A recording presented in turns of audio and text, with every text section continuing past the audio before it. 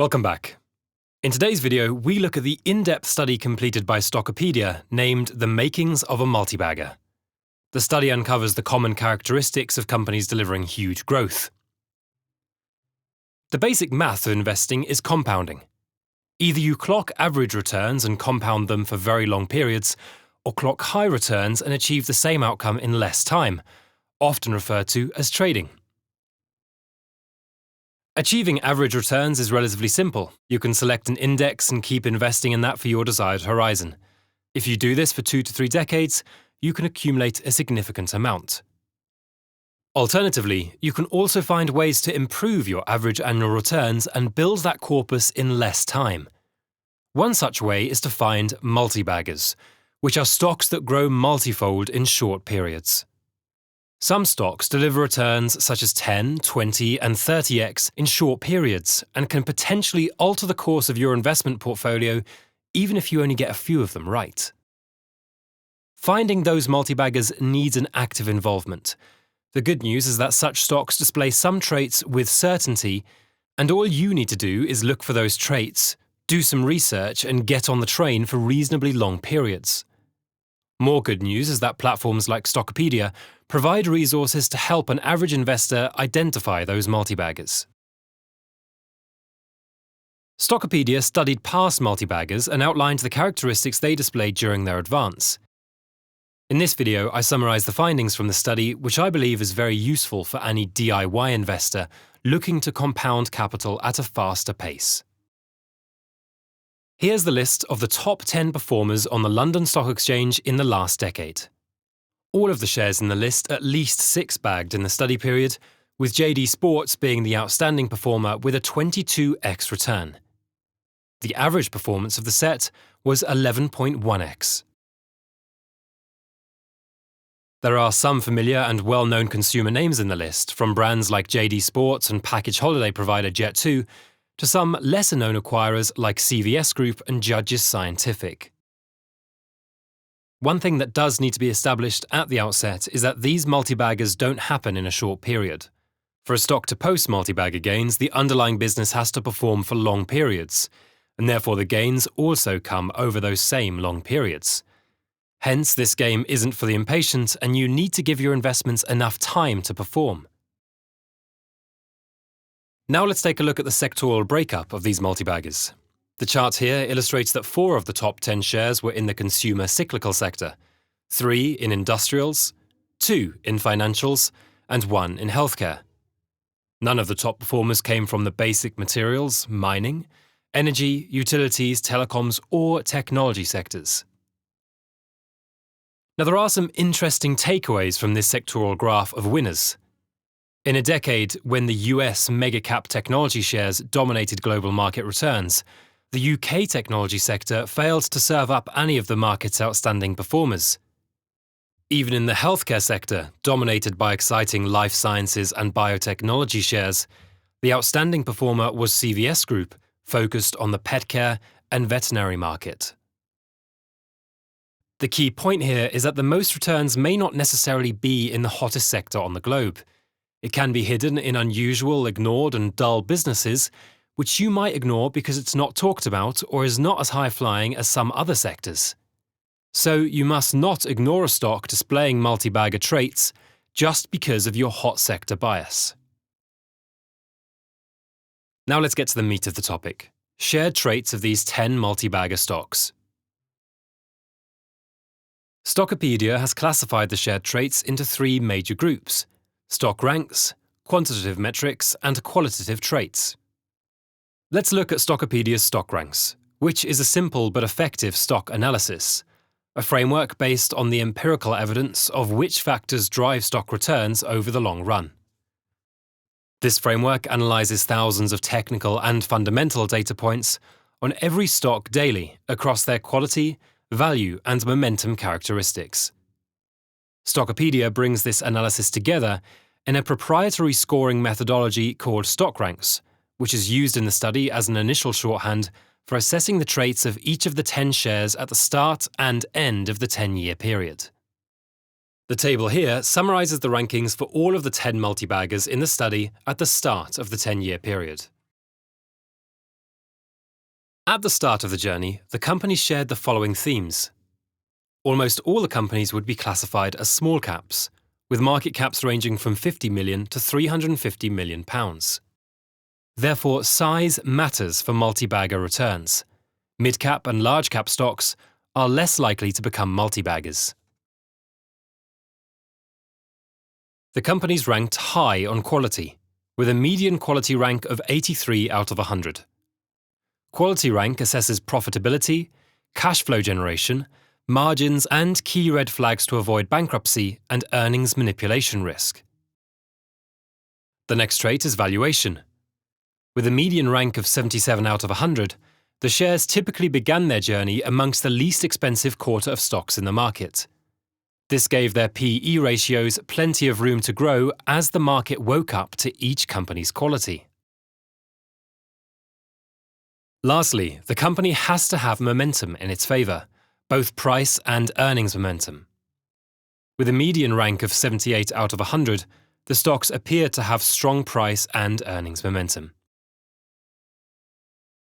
The stock scanner we have in our group also shares the same principles when it comes to quality and momentum metrics, both highly correlated to growth. Now let's look at how these parameters changed at the end of this period for all these companies. Here's the table summarizing stock ranks for the same stocks in 2023. The median market cap has grown more than 10x to almost £1.8 billion. None of the companies are now small caps. Most are mid-caps, and some, like JD Sports, Games Workshop and Jet2, have graduated to be large caps.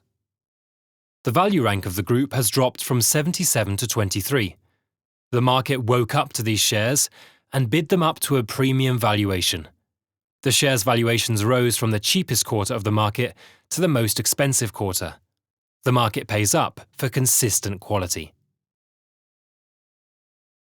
The quality rank of the set increased from 83 to 88. These companies have managed to improve their profitability as their operations grew. This is truly the trait of outstanding companies. The graph here captures the journey of these stocks in the last 10 years. The value rank dropped considerably as the shares moved from cheaper valuations to expensive valuations, while the quality remained extremely high. Stockopedia classifies the traits of shares into a set of 8 different classifications called the stock rank styles. It is notable that typically these shares have journeyed from a fingerprint of the small cap superstock classification to the mid-cap high flyer classification. High flyers are regarded as growth stocks that fund managers want to own, but they began as good quality but out of favour value stocks. The market changed its perception of these shares over time. Let's now do a deep dive into the fundamentals of these top performers. The set displayed high profitability and sustained a median return on capital employed of 16% throughout the study period.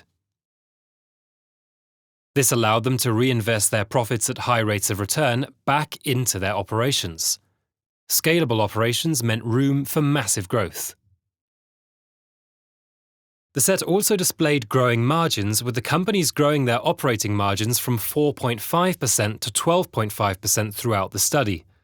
Operating leverage helped these companies grow their operating profits faster than sales by scaling up their enterprises. Net margins also grew until the pandemic and declined thereafter, possibly due to higher tax and interest burdens. The companies sparingly used debt, as many of these companies were free cash flow generators, requiring minimal borrowing. The overall net debt to equity ratio began at -15%, growing only to 17% at the end of the study. Debt grew from 2020 as companies dealt with the impact of the pandemic. The set also did not see any meaningful shareholder dilution. These companies averaged only 0.58% of share dilution annually, most likely for staff incentive schemes. There was no strong evidence of share issuance, so shareholders did not suffer from significant dilution. The companies also saw strong sales and earnings growth. Sales growth was maintained at very high levels, and trailing earnings per share growth was 20% annually. Another important factor in their multi-bagger returns was expanding PE ratios. Share prices are driven both by earnings growth, but also an expansion in the price the market pays for those earnings, the price-earnings ratio. The set of super performers began their journeys on a median PE ratio of 14x, ending at 23x. This earnings multiple expansion supercharged their returns. The companies also saw expanding price-to-tangible book values. Multi-baggers often are capital-light businesses. As the market began appreciating the value of their intangible assets, the brands, intellectual property, and goodwill in the businesses, they put a higher price on the net asset value. The median PETB increased from 4x to as high as 18x along the journey.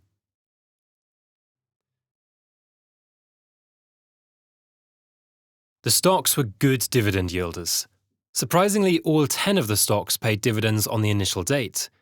The yields were higher at the start, but averaged under 1.5% throughout the journey. Unsurprisingly, these stocks were outperforming the FTSE All-Share by 12% on a 6-month basis and 24% over a 1-year basis. It was consistent share price performance that led to compounding gains. Buying multi-baggers is challenging, as often the best time to buy is when the share price has already been beating the market, counterintuitive to some. There was also a consistent trend of professional analysts upgrading their earnings estimates for the coming year. Aside from a huge miss during the pandemic, it was not unusual to see estimates upgraded by 5 to 10% each quarter throughout the study period. There was also an increase in professional analyst coverage on the stock while it was on the move. The average number of analysts covering each stock grew from 3.1 to 7.3 in the 10-year period. The table earmarks the occasions when the posted earnings were ahead and below expectations. These companies were 8 times more likely to announce news ahead of expectations than below expectations. Regularly, their share prices would spike after a positive announcement. Taking profits in these scenarios would have been extremely costly. Let's now take a look at the qualitative traits of multi-bagger stocks. The most important qualitative aspect of potential multi-baggers is that they have simple, scalable business models.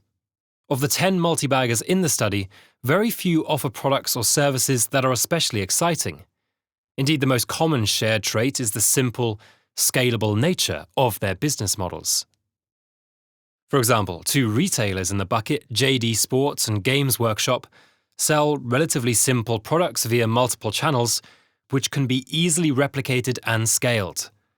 And then there are the businesses that were able to expand thanks to demand in multiple locations. Safe Store serves local areas by acquiring and growing its number of storage facilities. CVS Group serves local pet care needs by buying veterinary services. YouGov, Jet2 and 4imprint are also incredibly simple business models operating in markets where demand allows for strong growth. For these businesses to be able to scale unencumbered by competition, they also required a competitive advantage. This is something Warren Buffett calls an economic moat. The moat can be of various types: an easily identifiable brand or switching costs, which make it inconvenient for customers to switch to competitors. Some businesses are protected thanks to economies of scale or superior processing power. Others benefit from network effects, where a growing number of users make the service provided by the company more valuable. This table shows the various kind of moats these companies possessed during their rapid advance. Another important qualitative trait is management's sensible capital allocation.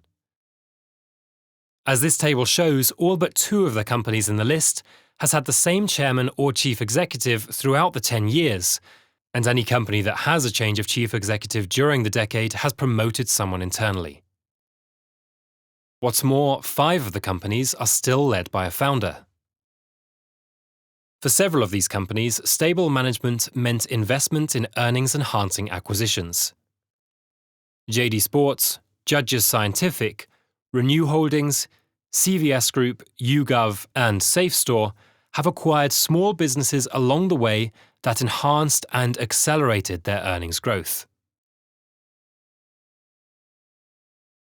Summing it all up, to help simplify this process and set you on a path to potentially transformative returns, Stockopedia has distilled its research into an actionable checklist.